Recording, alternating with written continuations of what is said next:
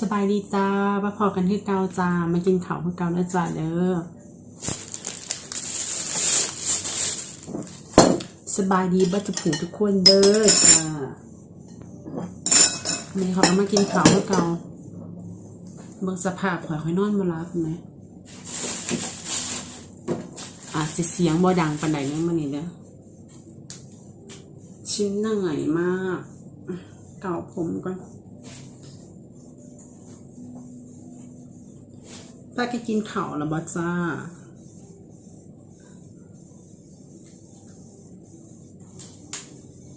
โอ้ยเดี๋ยว10 โมงหน้ามาจอนลงกัน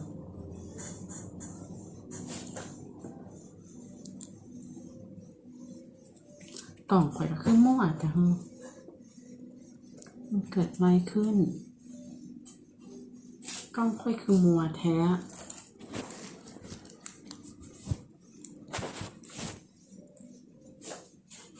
เท่าไหร่อยู่เนาะวันนี้นะคะมากินแบบอาหารจืดๆนะจ๊ะวันนี้เอาจืดๆนะคะเป็นต้มจับชายกับไข่เจียว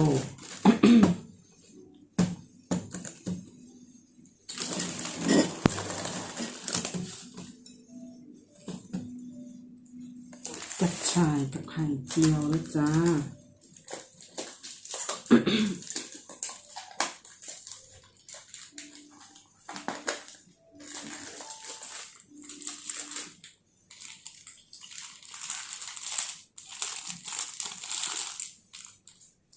ฝนมันตกเนาะคือสิไข่อย่างนี้นะ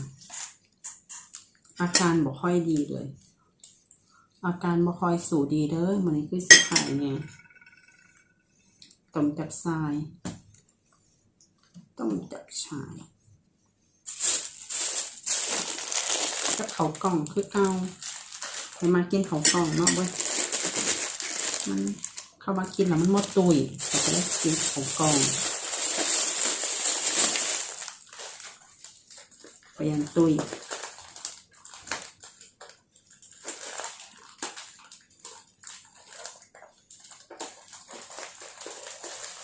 อาการบ่สู้ดีเลยวันนี้คือสิไข่ข้าวไข่เจียวเดี๋ยวมาให้เบิ้ง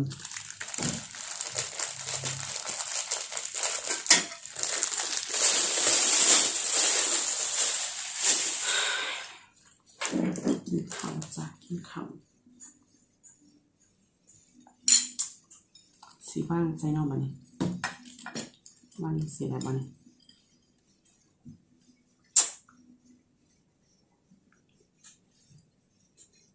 มันบ้างกับคอยซีนี่ที่วางก็ไม่ค่อยสุ่มเลยเห็นมันว่าสุ่มใจไม่ค่อยเลย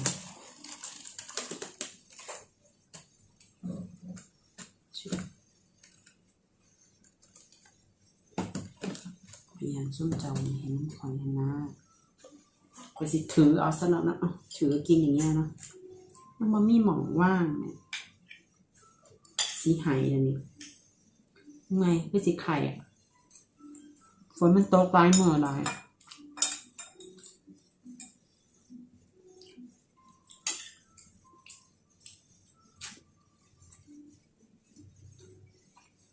แบบนี้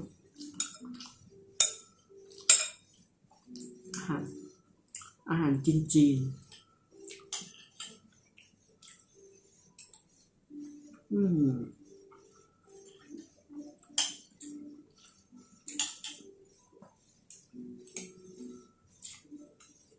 อย่างนี้เสียงหอยบอกมันนี่เสียงบดังเริ่มเมื่อยเหมือนจะเป็นไข้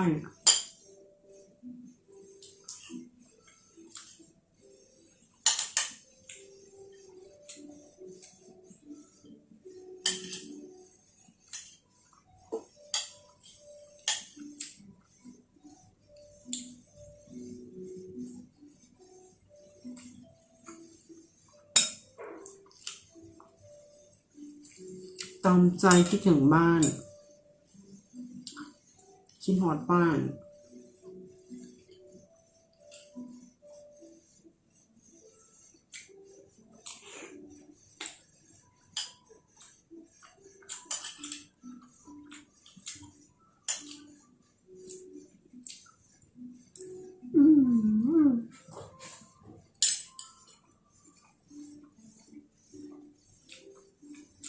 กระแสบด้วยนะเนาะ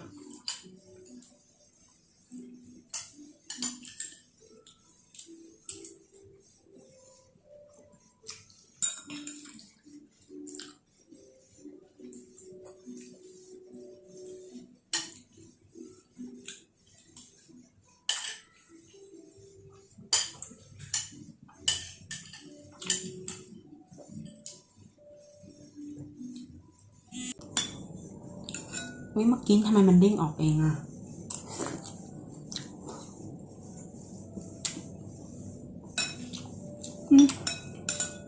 มันเกิดอะไรขึ้น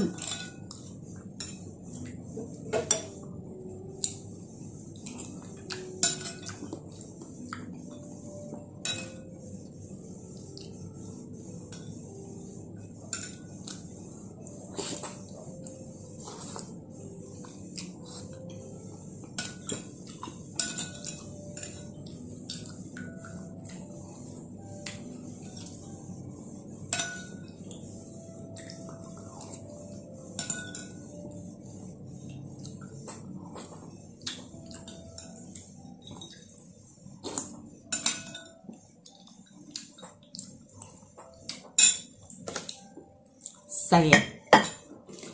อิ่มแล้ว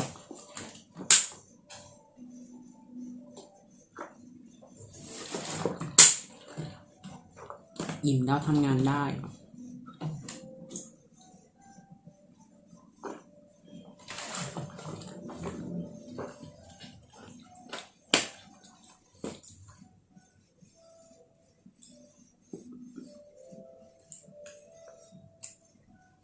จุกท้อง